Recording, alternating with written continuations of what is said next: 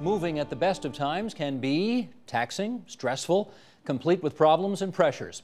Now, imagine leaving not only your house, but also your home country. How resilient does one have to be to create a new life in a foreign country? And how do countries such as Canada and the United States, which depend on new immigrants, deal with migration-induced mental illness? Joining us now to help answer those questions, in Philadelphia, Pennsylvania, Salman Akhtar. He is professor of psychiatry and human behavior at Thomas Jefferson University. He's also author of the book Immigration and Acculturation. In East Lansing, Michigan, via Skype, Farha Abbasi, clinical assistant professor in the Department of Psychiatry at Michigan State University and managing editor for the Journal of Muslim Mental Health. And with us here in studio, Quam McKenzie, medical director at CAMH, the Center for Addiction and Mental Health, and he's co-editor of a book, Social Capital and Mental Health. And a reminder that tonight and every night during our Mental Health Matters Week, our producers are hosting a live chat with a representative from Connects Ontario, Ontario's mental health and addictions hotline. So join that conversation now on our website, theagenda.tvo.org, or chime in via Twitter. You can use two hashtags, hashtag MHMatters or hashtag AgendaTVO. And Quam, great to have you here in our studio again, and to our friends in Points Beyond, we thank you for joining us as well. We wanted the three of you in particular to join us on this program tonight because all three of you have not only spent a lot of time thinking about the psychology of what happens when you uproot from a home country and move to a new country, but you've all actually done it. So Farha, I want to start with you, and I'm going to go through a bit of a brief checklist on your own personal experience before we call on you to share your expertise. Where are you from originally? I'm from Pakistan. And when did you move to the United States? 2000. And had you been to the United States before moving there permanently? Yes, many times. So you had a pretty good idea about how America worked, if I can put it that way. Not how America works, but it's very different when you look at it from a tourist eyes and then when you move here. So I got the taste of how America works once when I moved here. And obviously you spoke English well, so that was not a barrier for you, right? Yes. Okay. I'll share my experiences, sure. Well, tell us this then. You had, in some respects, many advantages over others who moved to the United States. You spoke the language. You were somewhat acculturated to the place. Mm-hmm. How stressful was the experience of moving there? Steve, it's interesting. Let me give my background a little. So I come from a very political and established family from Pakistan. So I was one of the reluctant immigrants to America. One of the reasons was to find a peaceful environment, to have my kids grow in a peaceful environment. So that was one of the biggest reasons we moved. But it's very interesting how I got my green card. So there was a lottery system offered. And out of thousands of people, I think our family was one that got the green cards. So that was a very interesting piece for me. So I thought it's not going to be a big challenge. I had been visiting. I had siblings here, established physicians. So I didn't think it's going to be a big challenge. But it was almost like as if someone has cut my hands and feet, and I'm waiting for it to grow back. And that's when I started I wanted to explore the impact on mental health of immigration. And I realized that immigration, be out of choice, very planned, or be it forced, like in case of refugees or asylum seekers, it's a very traumatic event. Let me just make sure I understood what you just said, because in spite of all of the advantages that you may have had moving to the United States, you still felt that the change in your life was so impactful, it felt like you had your hands and feet cut off? Did I get that right? Absolutely. It's a severe loss of identity. I remember in the starting days, or another thing I'll talk to my students about is, it was almost like I was blindfolded and I was put behind a car wheel and told to drive. I didn't know where the road is going to turn. So there were days I would wake up in the morning and keep my eyes closed because I didn't want to see strange, new place or I wouldn't open my window because I didn't want to see new faces. And I wanted to hold on to all my memories as long as I could. Okay, thank you for sharing that. Stand by for a second, because Salman, I want to put you through the same checklist if I can. Where are you from originally? Sure. From India. And went to the United States in what year? 1973. Oh, so you've been in America for a very long time now. Had you been to the States before you moved there permanently? No. So that was your first trip. Did you have family in the United States? No. Okay, and obviously you spoke the language, so did you find your English and their English were remotely the same? I guess I should ask that. No, the English was different, but that was not the bigger problem. That was not the main problem. Well, let me play a little clip here, because you once gave a speech in Toronto some years ago, and here's what you said then about the experience of being an immigrant. We'll roll this clip and then come back and talk. Roll tape, please, control room. Immigration actually has relatively little to do with human beings. The shock and pain of immigration is not about losing human relationships. Human beings, despite our wishes and despite our acknowledgement at a micro level of uniqueness, ultimately are actually not that terribly unique. It's a horrible thing. What is unique are certain streets, the way a street turns, the way a staircase goes upstairs, the way a gramophone looks, the scissors, the nutcrackers, the coffee table, the various little utensils of life, those are, and the landscape, the cactus and the bougainvillea, it is that aspect, that experience of a space and physical objects that gets lost, that is not to be recaptured. And that is at the core of the trauma of immigration and geographical dislocation. That's you 4.5 years ago on the program Big Ideas. Now, can you just help us understand and amplify a bit on this notion that it was actually things as opposed to people or places that really made you feel disjointed from your new experience in the United States? Help us understand that some more.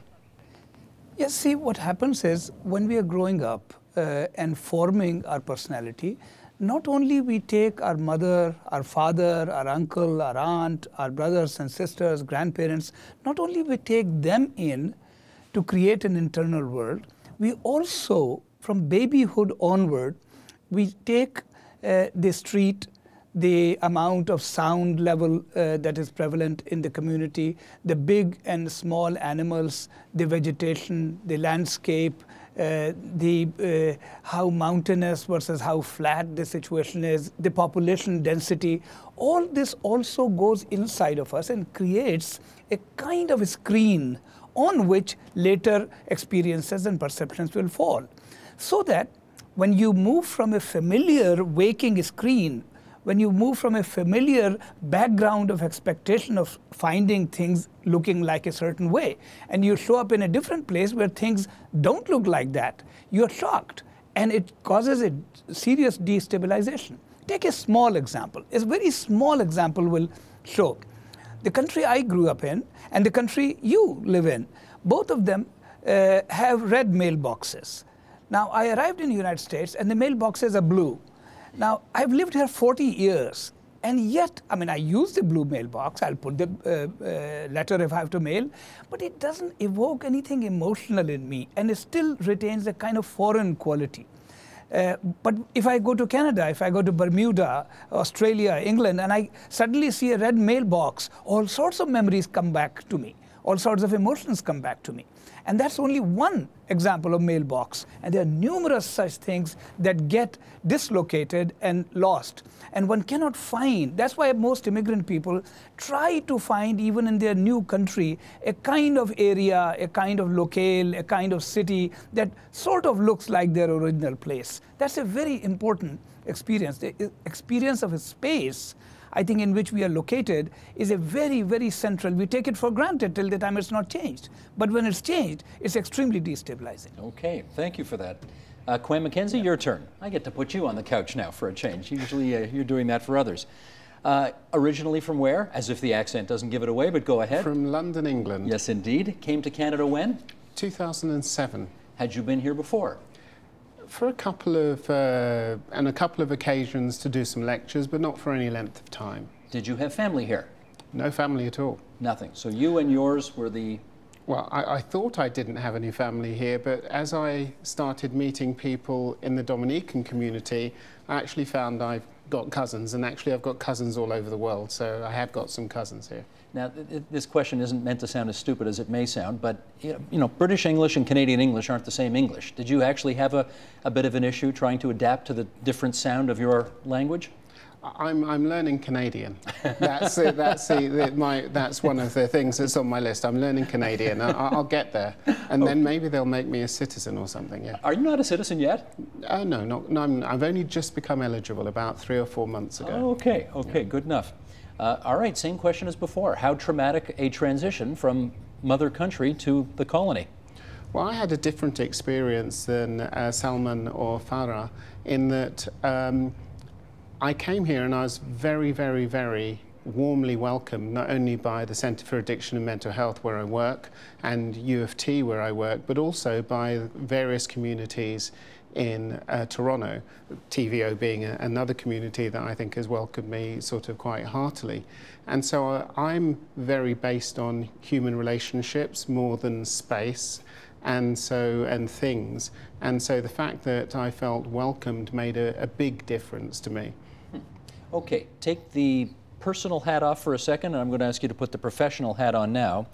Is the transition less emotionally stressful if somebody, as you did, immigrates out of free will, or perhaps even to improve one's economic situation, as opposed to being forced to flee from a very tempestuous situation in the home country?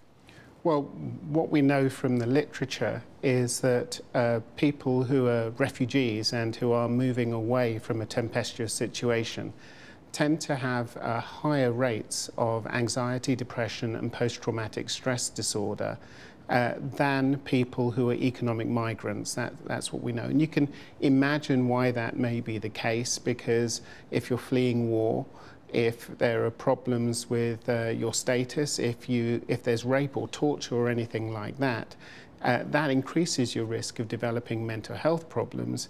And also, if it's a traumatic migration where you're leaving in a hurry and you're going via a number of countries, you lose connections, you lose things, you lose familiarity, familiar things along the way. And you can imagine that again increases your chance of developing mental health problems. Farah, let me bring you in on a supplementary though, and that would be, common sense would tell you that if you're living in a war zone in your home country, and then you leave that very, very unhappy set of circumstances and come to, let's say, a country like Canada, which we like to think of as being kinder and gentler and more peaceful place to live, that you would perhaps avoid the worst of the mental illness you might suffer had you stayed in the war zone. Does that not make sense? The thing is, this trauma that most of these war-torn areas now, especially the women that I deal with, they have been physically abused. They have been raped in some cases. So they are already bringing in a lot of trauma with them. And most of them are suffering from PTSD. So PTSD always gets worse. And so they do feel safe, but the trauma just becomes worse when they don't see, when they face language barriers. They don't know how to navigate the system. Something simple something like I had challenge with understanding the banking system, understanding how your credit card system works, something small like that. So it's just worsens the trauma, the stress of moving to, and in some cases, America or Canada might not be their first choice to seek asylum or go as a refugee to. Quam, a follow? Yes, I'm really glad that Farah said that, in that I talked about the pre-migration traumas. I talked about traumas due to the migration process, but there's actually traumas as well when you get to what you think is a safe haven. One piece of research that was interesting, there was a review of all of the literature on psychological problems in refugees. And they found that there are lots of things you couldn't do about that. But one of the things you could do was allow refugees to work. If refugees are not allowed to work, they have 100% more mental health problems than refugees who are allowed to work. So there are loads of things you can't do about trauma in the places people come from, or about the process of migration, but simply something that you can do about in the post-migration setting makes a very, very big difference to the rates of mental health problems. Yeah, sorry, I don't know the situation well enough to know whether refugees to Canada are or are not allowed to work, and in what circumstances. Do you know? Often not allowed to work. Often not. Let me follow up on something, Quen, that you did a lecture for Big Ideas as well, as Salman did. We just played some of his. And I think this was last February. You on Big Ideas. We'll roll a clip and then we'll come back and chat. Roll tape, please. What we know about the health of immigrants is worrying. It starts off pretty good. And there are researchers who've documented something that they call the healthy immigrant effect. And the healthy immigrant effect shows that when immigrants come to this country, they're half as likely to be in poor health as Canadian-born people. But it doesn't stay that way. By 5 years, the levels of ill health for Canadians and immigrants are the same, and by 7 years, immigrants are twice as likely to be in poor health as Canadian-born people. So people start with a 4% risk of poor health as a newcomer, and by 7 years, 17% risk of poor health. Put simply, we're choosing people who are fit, well, and we want them to build the economy, but then they're getting ill. Farha, I wonder if you could follow up on this notion that there is no health without mental health. You agree? Absolutely. That's what I have been promoting.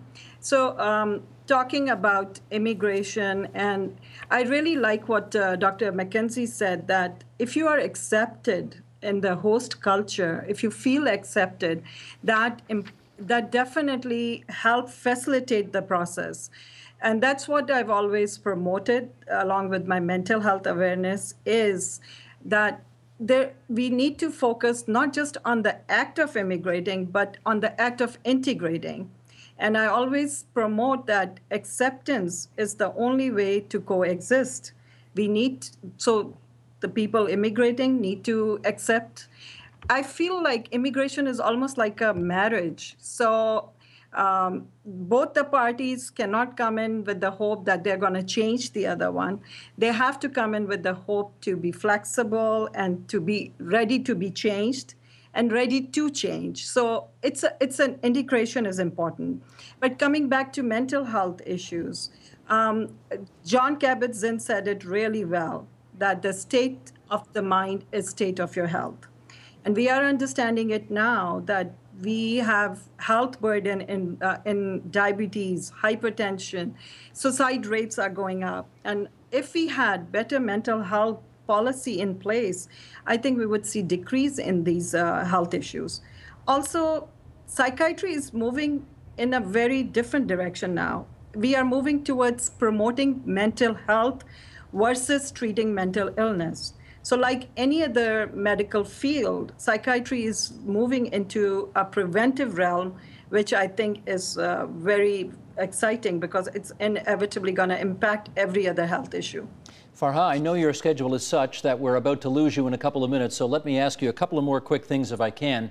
Based on your research, are there ages at which emigration is a particularly traumatizing thing in a way that will have lifelong effects? What does your research tell you on that?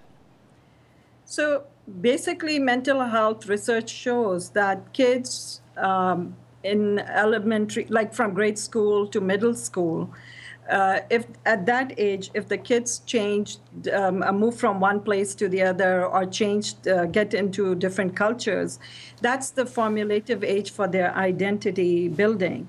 So even if we assume that all these moves are very smooth, very comforting, and it's for like they are advancing forward, but still the trauma of moving from one place to the other. So these kids grow on having issues of not being, like they feel they don't belong anywhere. So they have struggle making good relationships. They have struggle about their identity, their sense of belonging. So I feel that's the most sensitive age. And actually the studies show that the depression is higher, rates of depression is higher in second generation immigrants. So if you have your choice in these matters, best to immigrate if you want to avoid mental health issues when the children are very, very young, as opposed to in teenage years. Is that right? I think, unfortunately, none of immigration process is like that we don't know when we are going to be accepted by the host country. Right. So we don't know, like, at what stage. Like, I thought I planned it really well, and I brought 3 young kids with me. But then I came here and realized the stress it was. I still remember the first day of my daughter's school. I left her, but then I just stood behind a tree because I was so apprehensive that is anyone going to talk to her? And I could see the stress and anxiety in her. And I remembered the joy I felt when the kid ahead of her turned and said, "Hi, I'm so-and-so." So I took time off my career to take care of my kids, to help them. So I can't say what age is ideal, but definitely we need to focus on integration as young as possible and take care of parents, but as well as I think the focus has to be on the kids. Farha Abbasi, we don't want to make you late for your evening activities here, but we're very grateful that you could spare some time for us tonight from East Lansing, Michigan via Skype. Thanks so much for joining us. Thank you. Let me follow up, Quam, with the issue we were just talking about with Farha, and I wonder if it's a bit like secondhand smoke, the immigration effect. Children experience their parents' fears and worries, and then they pay a price for it later in life. Does that analogy work? I think that we've probably got to be clear that most immigrants and most children of immigrants do not have mental health problems. Resilient people, resilient immigrants, economic immigrants, resilient refugees, people who are able to take what life throws at them and still move forward. So we're talking about increasing the risk. And there are some interesting things because it changes from country to country. There was a recent study looking at children in secondary school, so from ages 11 to 18 in the East End of London, very diverse. And they looked at children who were white British, they looked at children who were from black and minority ethnic groups. And they found that the children from black and minority ethnic groups had lower rates of mental health problems than the white population. How come? They found they had lower rates. They didn't know why. They found that some of the serious mental health problems like schizophrenia, which are quite rare, were more common in the black and minority ethnic group. But anxiety, depression, drug misuse were all lower in the black and minority ethnic group. And they were trying to work out which groups had the lowest risk. And the groups that had the lowest risk were the kids that were able to work in their own culture, but also had friends who were in another culture. And so it sounds a bit like picking up what Farah said about this idea of integration. The kids who are able to integrate properly, to get the best out of their own culture and also seek some support from another culture, they did really well. They do the best. And the trajectory was their mental health got better and better with age, when the mental health, as you know, in adolescence sometimes deteriorates, and that was shown in the white group, but not in the black and minority ethnic group. So it may be different in different countries. Sure. Salman, I heard one word in that answer, schizophrenia, and I want to follow up with you on that. I have heard that there are studies that suggest that immigration can lead to a heightened risk of developing schizophrenia. Number one, is that true as far as you know? And if it is, how come? I'm going to respond to your comment like politicians do in public interviews. And that is not answer the question. But let me first say, well, wait a second. How come you don't want to answer the question? No, I will. Let me first say something. Look, I mean, first of all, we are confusing a bunch of things here. And let us keep our apples and oranges and bananas separate. Immigrants are one group, children of immigrants are another group, child immigrants is another group, and refugees is another group. And we can't lump all of them together. They are different psychologies altogether. So that's one very important thing to keep in mind, that these are not same thing. These are four different kind of animals. They may overlap, but they're different. Secondly, about the age. You see, I think that first of all, adults may be immigrants or refugees or exiles. Children are always exiled. Children, nobody asks a 5-year-old child, listen, do you want to move to USA? I mean, parents go, they take the child. So the child is always exiled, and therefore the child has a different kind of problem. Also, I think we are overlooking the fact that different developmental level also has a child's internal life, internal fantasy life going on, and the immigration will fall upon it, so that a 4-year-old child will feel differently than a 15-year-old child, and so on and so forth. And we must emphasize a very vulnerable group is the old people. Many times people from underdeveloped countries living in England, living in Canada, living in the United States, bring their elderly parents here. And these elderly parents actually end up losing all their etiquette, all their cultural moorings, and become like cheap babysitters, bored, mindless, and misused. And I think that is actually very, very traumatic.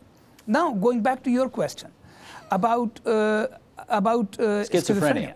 See, yeah, I think schizophrenia is a little bit like this. First of all, there's almost reasonably predictably uniform rate of schizophrenia all over the world, more or less, in the general population. But any illness can be exaggerated by stress, or any illness can be unmasked by stress. So I wouldn't say caused. It's not caused. It may be unmasked or triggered. For example, if you have the vulnerability to schizophrenia and you are an extremely rich person, a rich kid, in an educated family, you may just turn up to be, a weird guy. As against if you have to work and survive on your own and live on your own and then exposed to more hardships of life, you may fall apart. It's like a raw egg in the refrigerator. You can pick up the raw egg and look at it and put it back in the fridge, or you can take the raw egg and drop it on the floor. And that is a schizophrenia that falls on the floor. So I think that any stress can exaggerate and unmask psychopathology.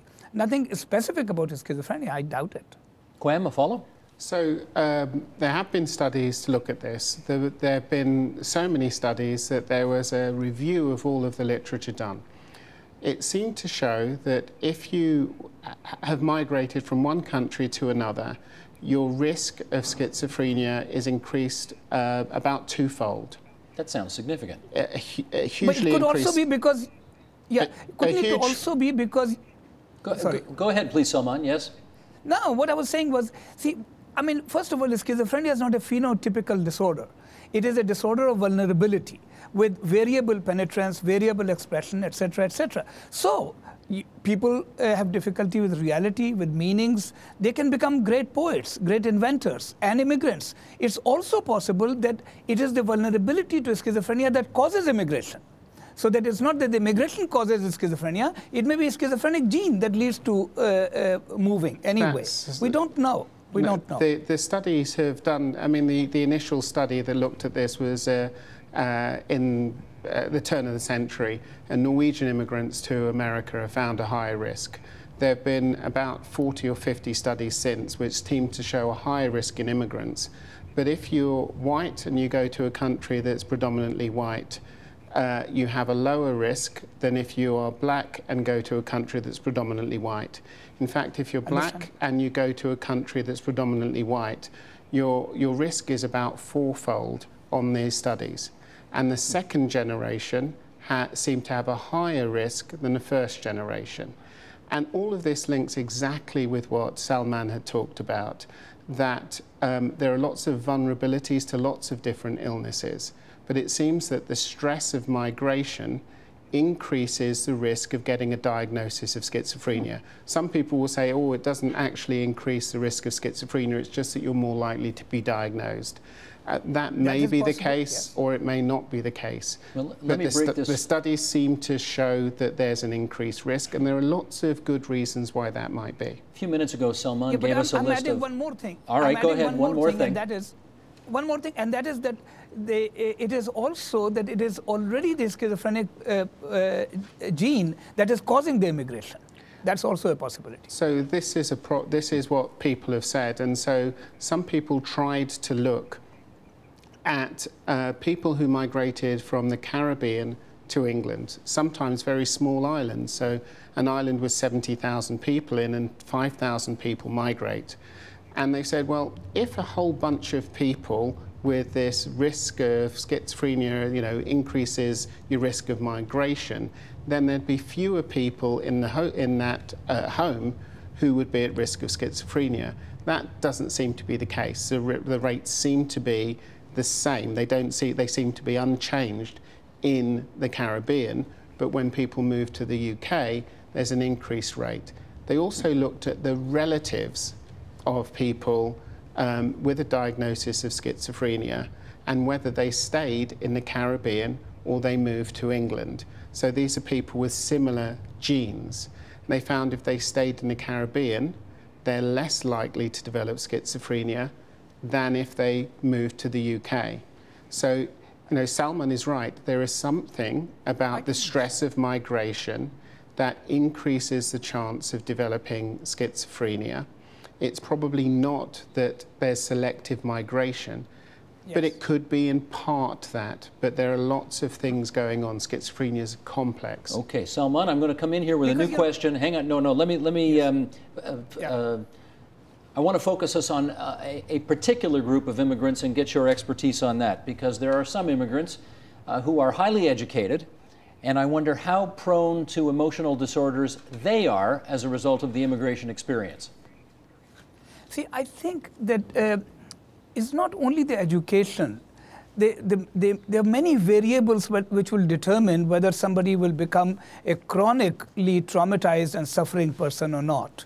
So that depends upon what was the magnitude of difference of culture between the original country and coming to Canada or USA. For example, somebody moves from England to Canada is a different ball game than somebody moves from Saudi Arabia to Canada. So one is that issue. Second is the issue is that does one come alone or does one come with loving family? Number two. Number three, I think we should also keep into account the historical, political, and racial dimensions of this. And that is that people with darker skin colors, people from colonized countries, people from African countries, and so on, when they arrive in England or Canada or USA, there's a different reception than people who come from France or Italy or Germany or England and such.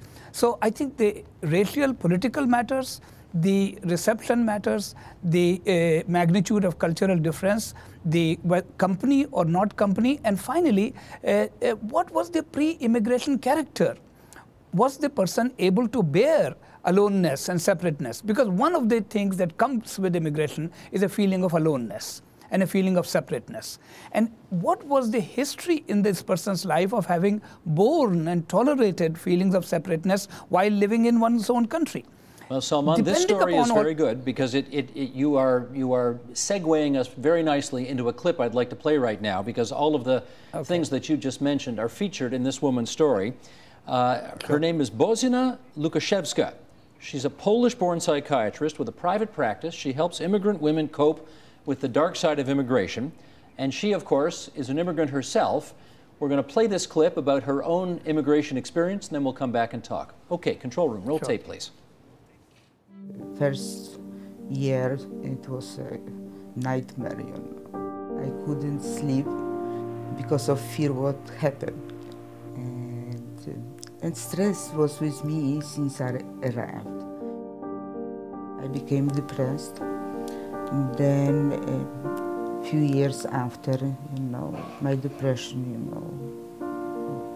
needed, treatment with antidepressant medication. And I've been on antidepressant for a long time. When I think about this decision at this point of time, I feel that I will not make the decision again to go through all the stress. A very educated person, who obviously because of her profession is well aware of the risks and the subject matter we're talking about tonight. And at the end of the day, Quam, she says if she had to do it all over again, she wouldn't have done it. And I wonder if you, based on your experience, have any sense about what percentage of people who do immigrate, on second thought, wish they hadn't done it. I don't know the exact percentages for that. I know that when I speak to people, people have a number of things that upset them about their current state and sometimes about Canada, and the fact that we're now in spring decreases the number of people who are upset. Winter makes a difference. Winter makes a difference, yeah. But a lot of people are very positive, if not about their own state, but about the state and the opportunities for their children. Yeah. And so people think not only about themselves, because they may not be able to work at the level they want to work, but they think about what the possible opportunities are for their kids.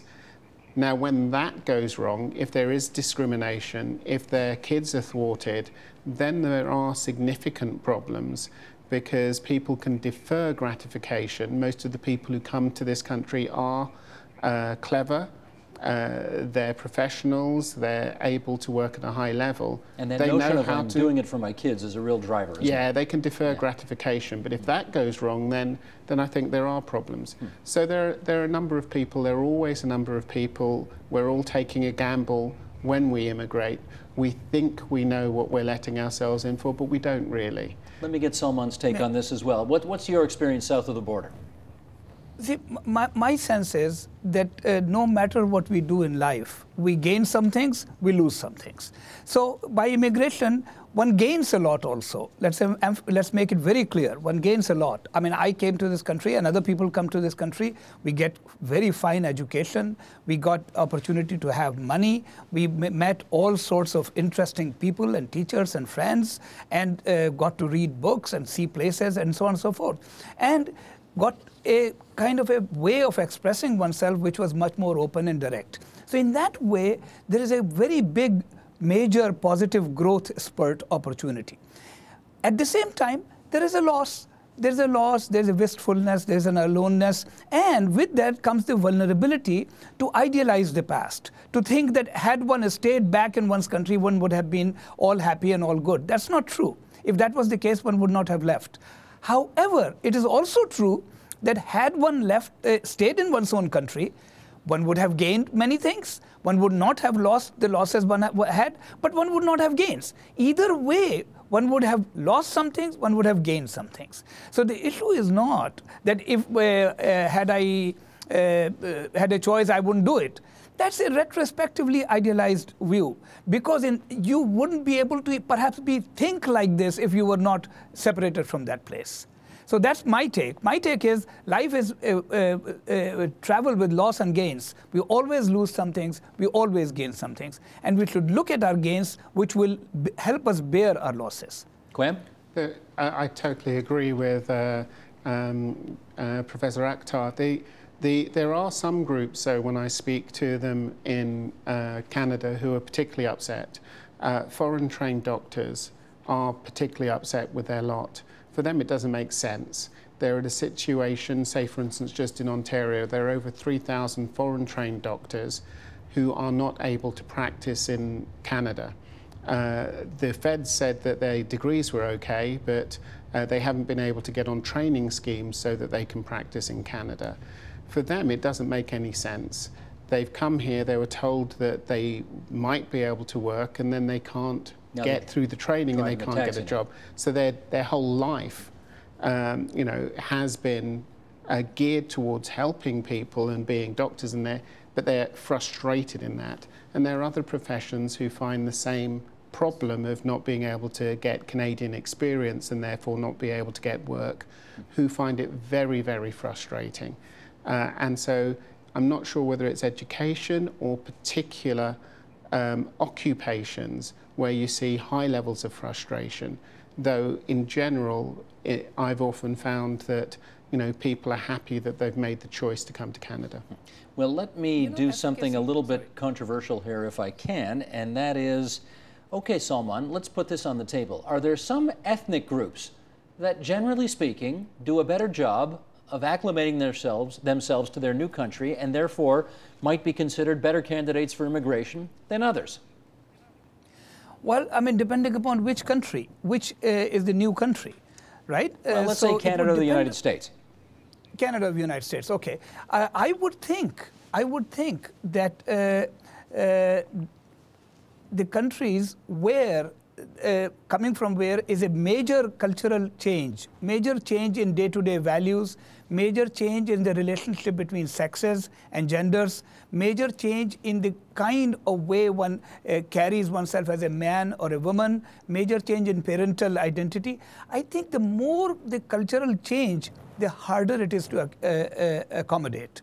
And the longer transition it will take and the more generations it will take before this, the difference washes away. Well, so I should ask you, Salman, let me ask this. Yes. I mean, we have a very large South Asian community here in the Greater Toronto Area. So the assumption is then, I'm inferring from your comments, that if you were to leave South Asia today and come to settle in the Greater Toronto Area, you'd have a much better chance of acclimating yourself to this place. But where did you, when you left India, what city did you first go to? I came to Newark, New Jersey, and I was totally shocked by how frightening, how dirty it was, and I knew more than my teachers, which actually was even more disturbing. And I presume there wasn't much of a South Asian community there to begin with, right? At that time, very little. Yeah. At that time, very little. And then I moved to Virginia, University of Virginia in Charlottesville, where there were hardly, maybe in the entire city of 50,000, maybe 4 Indian people. And it was all Southern white Christian people. And it was very shocking and very disturbing. But let me say one thing. Sure. Since you're talking of Toronto, see how these are very subtle things. Take this example. Immigrants from India in Canada. Now, on one level, India, let's include Pakistan, India, Pakistan, Bangladesh. Now, how interesting it is, on one hand, I think it is harder for the Hindus. Why it is harder for the Hindus is because they have never tasted the flavor of being a minority. The Indian Hindus, they have been a majority. Now they come to Canada and they suddenly are an ethnic minority. This is a shock for them. The Indian Muslims, on the other hand, already experience what is being a minority. So for them, being another minority is not a problem. On the other hand, those Muslims, especially from Pakistan, Bangladesh or India, conservative Muslims, who have ideas about drinking or not drinking, very strict ideas about what meats to eat and what meats not to eat, and what kind of, and this can happen in Hindus also, what kind of socialization between boys and girls and dating, etc. I think there can be serious problems. Quam, would you sign on to that? I think that Salman has done a good job in demonstrating how complex it is. Thanks, yeah. It depends who you are, it depends where you've come from, it depends what class or caste you've come from, and it depends where you land as well and what the response is there. One of the interesting things, just putting some data on it, looking at suicide attempts in Canada, if you look at the first generation, second generation, and the third generation, and you look at the East Asian population, people mainly of Chinese origin, the suicide rate or suicide attempts are going down from the first generation to the second generation to the third generation. If you look at the South Asian population, suicide rates are going up from the first generation to the second generation to the third generation. And the reason is? We don't know. Big populations, both of them over 1 million in Canada, but different trajectories, and we don't know why. So I think it's quite difficult to make a sort of a simple analysis of one group fit in better than another group, or we might want to choose from this sort of immigrant to Canada compared to that sort of immigrant, because if you come to somewhere like Toronto, where 52% of people are immigrants, what is Toronto culture that people are trying to assimilate into? It's a very diverse culture. 200 different things. Yeah, it's lots of different things. It depends who you are, where you are, how you fit. So, may I propose a hypothesis? I mean, I don't know what this difference means, but may I propose a hypothesis? Please do. For you to consider. You are a researcher, so you would think. See, think about this. One, that people coming from India, Pakistan, Bangladesh, in that area, they have been ruled. They have been ruled by white people for a long time. They're colonized people, and they're what Salman Rushdie calls the midnight generation, people who were born around 40s, 45, 50, etc. And these are their children, etc. So there's still a colonial hangover there. Therefore, there's on one hand an idealization, but inside animosity, inside devaluation, and a chronic longing to return to one's own culture, etc. The Chinese have not been ruled by Canadians, British, and Americans. And I think that they have come on their own, and they have a greater pressure to assimilate and stay put here, as against Indians and Pakistanis who always, I think more so than Chinese, have a desire to go back. And that desire to go back is prominent in the first generation. It is passed on to the next generation, but it keeps them bifurcated. And this bifurcated existence is, I think, a source of deep trouble. Salman, while you have the microphone, I want to do a little bit of freelancing here, and I want to start by acknowledging that there are two, and if I can extend it back a few years, three very big terrorism incidents that have really preoccupied us lately. And nobody's been found guilty of anything yet. Let's put that, let's put that on the table and just acknowledge that. But the Boston Marathon bombing, if I can go back to the UK, the 7/7 attacks on the London Tube in 2005, and then of course very recently here in Canada, the attempts allegedly by some people to derail a Via Rail train, if I can put it that way. They were planning to attack it. These are all first-generation immigrants who are alleged to be behind these things. Yes. And I wonder if it raises any questions in your mind about the experience of immigration, how it shapes these people and turns them potentially to something that obviously is extremely antisocial. Any thoughts on that? Yes, I especially about the London Tube bombings, I have some thoughts. And in fact, if you do not consider me too audacious, I have some potential interventions to suggest about how to prevent or dilute some of these things. See, first we have to understand what happened. My sense is what happens is that the parents of these kids who blew up the London tubes, parents of these kids were actually not bad people. They were ordinary lower middle class people, who had small fish and chip stores in London and around. The problem was that they are now, not so acculturated. They're not moved into the British society. They have not become anglicized, westernized enough. They are living in a nostalgic situation because they don't have much efficacy. So they now raise their children and they want them to be truly Pakistani. The kid grows up, goes to school, and he has to become British. So for his British friends and classmates, he's not British enough. He's dark-skinned, he doesn't know British history, he doesn't know British culture and rituals and etiquette, so he's not British enough for them. For at home, he's not Pakistani enough. So there appears a big gap in the identity, a hole in the identity, where one is neither British nor Pakistani, and then some paranoid, narcissistic, charismatic, fierce orator with his own selfish agendas and interests and political agendas exhorts them and tells them they are the proud pan-Islamic brothers and the Western people have messed them up and they should go do something about this, and so on and so forth. Now, in this etiological model, in this causative model that I have proposed, that less acculturated parents, less accepting society, an adolescent kid with a hole inside of him of identity, and that hole being filled in by the paranoid and narcissistic rhetoric of some religious or political leaders or some such thing, fanatic people, then pulls the kid into a cult-like intoxication by which now all sadism becomes messianic. If this etiology applies, then the intervention is at all three stages.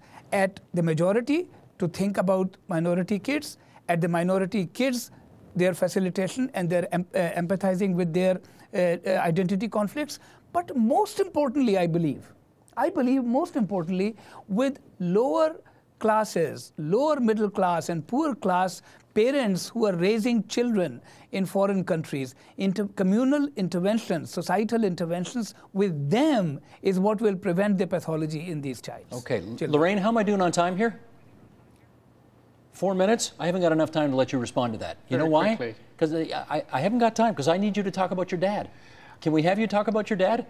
I'd love to respond to this one. You've got 20 seconds. So across the world there are... I don't want to run out of time and not let you talk about your dad. That's across the world there are kids, there are people, there are adolescents of all shades and races who feel lost, who are pulled in by charismatic cults, be they immigrants or not, and most of the acts that we would consider terrorism are not done by immigrant groups. Most of the acts in America are not immigrant groups. We have some very high-profile examples. We have some high-profile examples now. That's the question. I was talking of London Tube. It is not surprising that these things happen. Right. Time for Dad?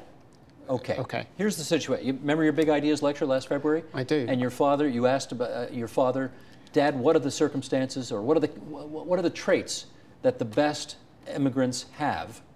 And here's what you said, he said. Roll tape, please. Character. Now, character is not something that you talk about in the academic literature very much. It's a sort of being like being thrown a curveball. It's sort of character. So, well, what do you mean by character? And he was, well, the ability to focus, the ability to back yourself, to get up when you're knocked down, to believe that it's always possible to do better, but within that, to remain humble and realize that there's something more in life than you. Character. That might not be at the top of most people's list, but it was for your dad, eh? How come? He's a man who has 50 years experience of emigrating. He's been to the UK, he's been back to the Caribbean, he's back in the UK. Where was he from originally? He's from Dominica in the West Indies, actually a small town called Gramthorne, which is up a hill in Dominica. So he went from there to the UK? He went from there to the UK, was there for many years, went back, and now he's back in the UK. And he's seen it. He's seen people come, he's seen people go, he's emigrated more than one time. And we had a long conversation, we were able to have a long conversation about this. And he was very, very clear in what you need in order to survive as an immigrant. And it was character, and really he's talking about resilience, and it's all of those factors that we now in psychiatry and psychology call resilience, and he calls character.